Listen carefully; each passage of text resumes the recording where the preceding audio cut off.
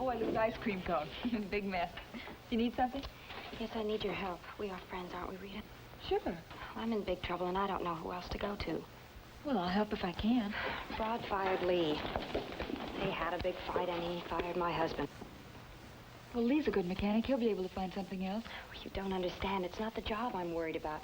He's mean. If someone crosses him, Rita, he's mean. Well, are you worried about Rodney or yourself? No, I just don't want any trouble. You don't know him. He's not like Norm. Well, don't knock him. Look. No, I mean it.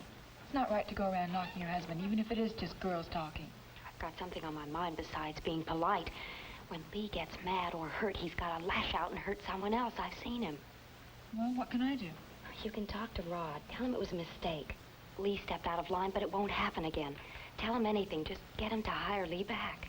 Why don't you talk to Rod? I tried before he fired Lee. He wouldn't listen. I guess we don't talk the same language. I can't ask Rod for any favors. I'm just his sister-in-law. Why should he listen to me? He'll listen. He's got to. He owes it to you. Look what you did for him when you took the stand. No. I'm sorry, I shouldn't have said that. What Rod does is his own business. If he fired Lee, he must have had a good reason. Look, Rita, we come from the same garbage dump. If we don't help each other out, we're lost. I'm sorry, I'd like to help you, but I can't. Rod and Norm and my mother are my family. The only one I've ever had. I don't want to do anything to wreck that. Lee and Chris is the only family I've got. Then you'll have to look after your family as best you can. Because I have to look after mine. Well, how could Rod do it after what I told him, after I talked to him? And it was over nothing, over Betty Anderson.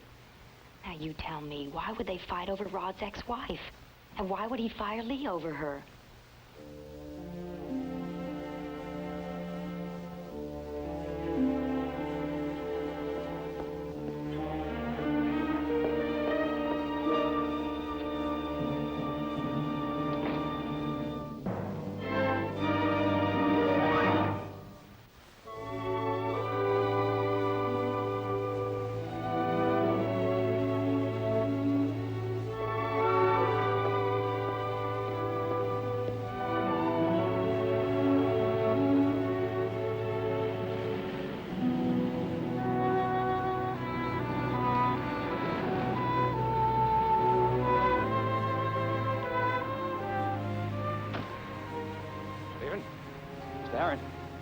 I've been meaning to talk to you.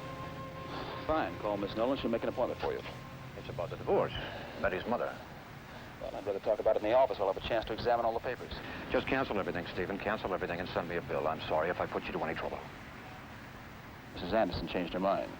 You're being awfully bitter, Stephen. Well, isn't that what happened? She's going to pick up her life with George again. He's much better. Tell me more about my family-in-law. I was treading as lightly as possible. I didn't know how much you knew. Well, you can always start with the assumption that I know nothing at all about my wife or about my wife's mother. Just to start with that assumption. You're awfully bitter, Stephen. Not at all. It's an honest look at things. Maybe so. But if it'll help any, I didn't make it any easier on Betty's mother. I've been preoccupied. So have I, unfortunately. Mr. Harrington, this morning in your son's garage.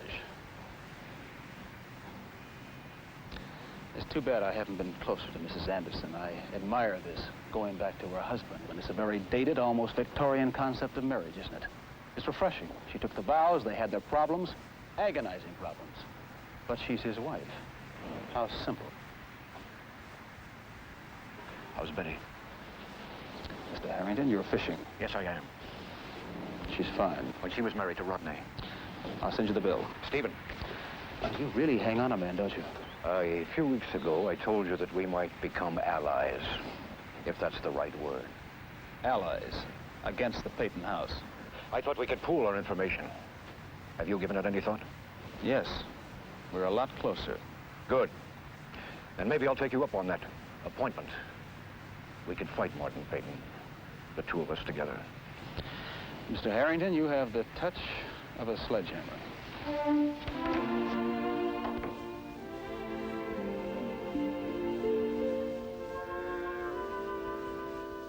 And on the other two, mark those blind copies. Yes, sir. Never good to let the right hand know what the left is doing.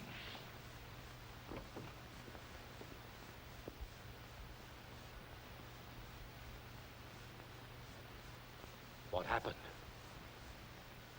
I'm okay. Those cuts have to be clean. Come in here.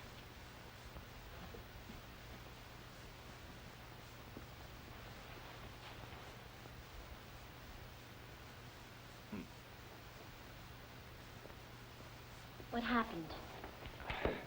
Lee Weber and I had a fight. But why? It's been building up a long time now, and today was the day. What brought it on? I don't know, it's been coming a long time. The minute I walked in that garage, I knew he and I'd have to tangle. I should have fired him then and there, but I needed him, and that crumb knew it. Is there anything I can do? It's all right, Mrs. Cord. No problem. I held back and I held back. I swore to myself I'm not going to fight him. But you did. Rod, you don't have to fight the losers. You don't have to prove anything to their kind. You don't understand. A woman doesn't understand why a man has to fight sometimes. And proving his manhood, but that's for kids. What could have been so important to make you fight him anyway? What was it? You. Me? But why? It was after Stephen had been in. What was Stephen doing there? I don't know. What, did he come there to see you? No, Lee. But why? What did they say to one another? I don't know. I got in at the tail end of it. Did he say anything about me? No. He did, didn't he? It was about my coming there to see you. Betty, you've got to tell Stephen. Before this thing gets out of hand, you've got to tell him. I can't. What do you mean you can't? I don't want him thinking what he must think about me. I just can't. Rod, please, let's not discuss it anymore. I don't want your marriage ruined. Well, if we just leave it alone, Stephen doesn't have to know about this, about the fight. He'll know. I fired Lee Weber today. He'll know. It's happened, hasn't it? It's blown right up in our faces.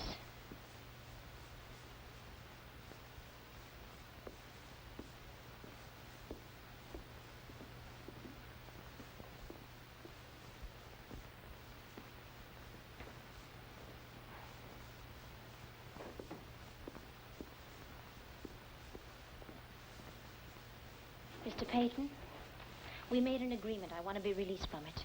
I don't understand. You and I made a pact. Now, I want out. What happened out there? Rod had a fight with his mechanic, and it wouldn't have happened if it hadn't have been for all this secrecy. What does one to do with the other? I was upset. I went to the garage to see Rod. You didn't tell him what we discussed here. No, I didn't tell him.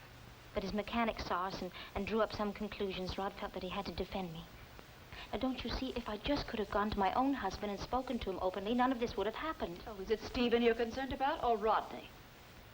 Mr. Peyton, my husband looks at me as though I'm a stranger. Your grandson has just taken a vicious beating. Now, does someone have to be killed? Rodney is young and strong.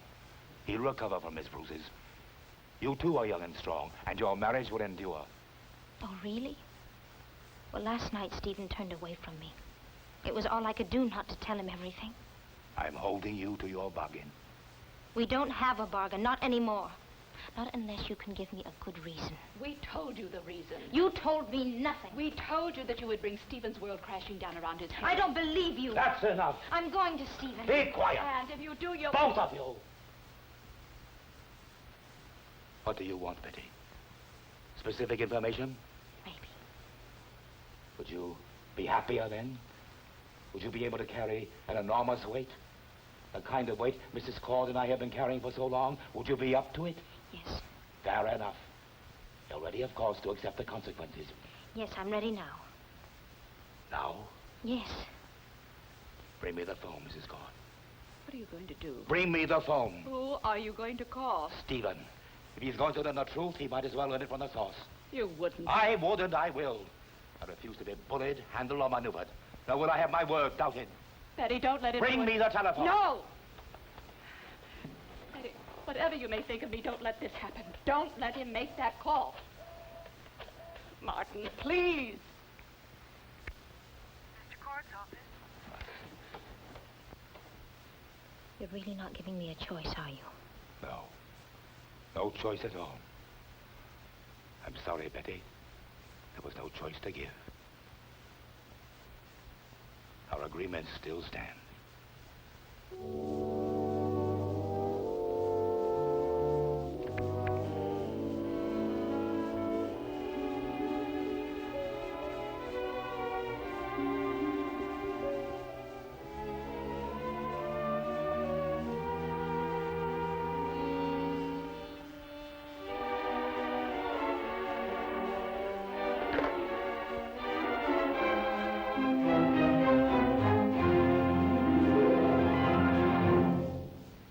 Preview from the continuing story of Peyton Place.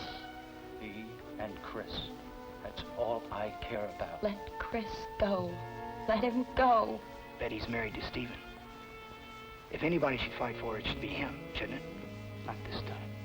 Are you mixed up with Betty again? No, you don't understand. Now, why is it, whenever you have something to say to Rodney, it's without me? Why couldn't we discuss these things together, the three of us? Not true. Why is it always without me?